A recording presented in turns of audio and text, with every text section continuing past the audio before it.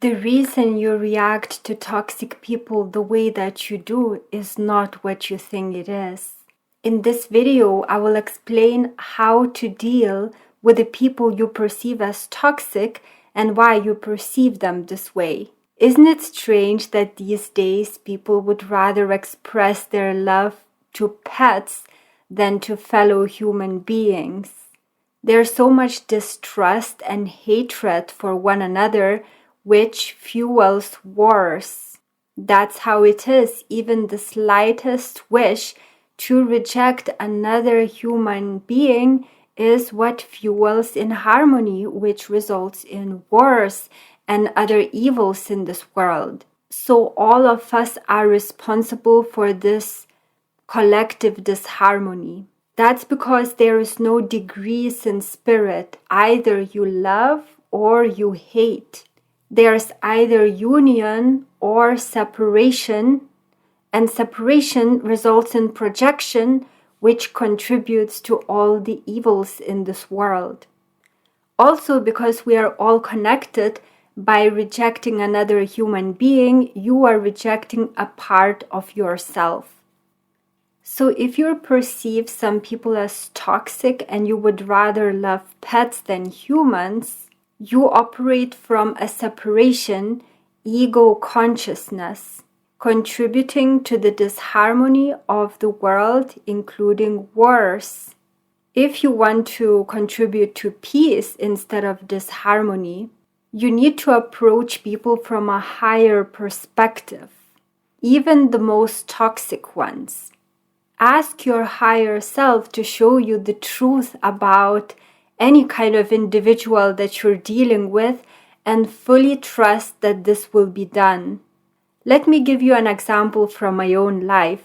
I have a relative that many people perceive as very toxic, and I hardly ever speak to her, but as I visited a town she lives in, me and my mother decided to go there because there's another relative that we have strong connection with.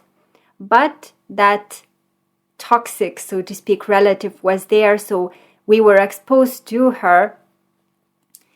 And the first sentence she said to me was an attack. The ego would definitely perceive it as an attack. But knowing better, I tuned in to my higher self to see the truth about this person. And I was shown that she's acting this way because her life is really, really bad. All her life, she wanted to get married, and she did. And then that person got almost fully paralyzed. And so her husband became very toxic. And so her life is really bad. And the reason she lashes out to everyone is because she doesn't want to be attacked first. So out of her unhappiness, she just attacks first so that others don't attack. That's the truth that I was shown about this person. So once I understood why she acted the way that she did, the next action flowed from understanding and therefore connection and love, rather than out of an ego defense that perceives itself being hurt. And even if you can't access such information from your higher self, use your mind to see the person from a higher perspective. Maybe they had a bad childhood, maybe they are acting from traumas. And never make the issue about yourself. It's always impersonal. Sometimes you will get an insight from your higher self that a person is not toxic at all. It's just your ego interpreting it this way.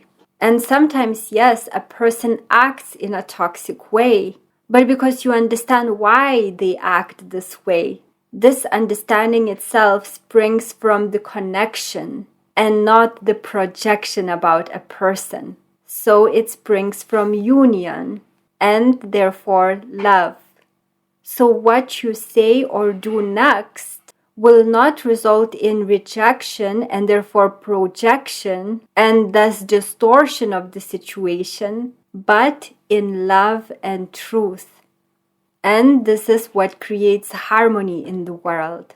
So as long as there is anger, irritation, in any way pushing against a person or defending against perceived verbal attack, know that you're seeing this person from your ego.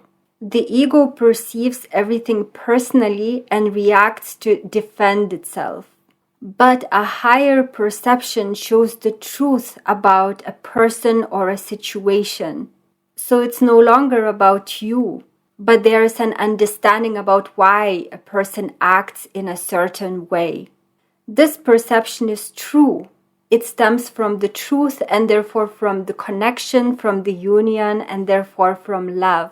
That's how each situation or person should be approached and perceived, so that whatever comes out of the interaction, it results in harmony and not in disharmony, irritation, anger, and collective wars as a result. I can talk much more in detail about this in my spiritual support group. We meet every Sunday on Zoom at 4:30 p.m. GMT.